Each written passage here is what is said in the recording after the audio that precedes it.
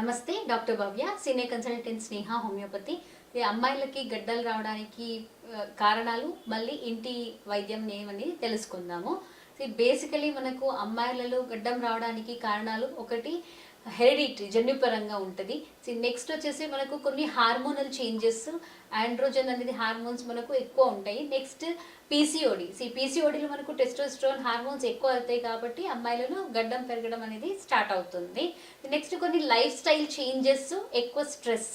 So దీనికి మనకు home remedies అని అంటే ఫస్ట్ శనగపిండి ఉంటుంది కదా, శనగపిండిలో మనము కొంచెం తేనె మళ్ళీ మిల్క్ వేసి హెయిర్స్ ఉన్న ఆపోజిట్ డైరెక్షన్లో మనము ఫేస్ ప్యాక్ చేసుకోవాలి. ఒక 15-20 మినిట్స్ తర్వాత ఫేస్ ప్యాక్ని మనము తీయొచ్చు. ఇలా చేయడం వల్ల మనకు హెయిర్స్ అనేది పలచబడతాయి.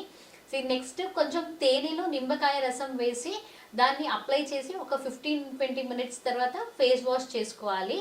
దీని గురించి కూడా మనకు హెయిర్స్ అనేది కొంచెము పలచబడతాయి. నెక్స్ట్ కొన్ని ఎక్సర్సైజ్, మనకు స్ట్రెస్ ఇవన్నీ ఉండడం వల్ల రెగ్యులర్ మెడిటేషన్ అనేది చెయ్యాలి.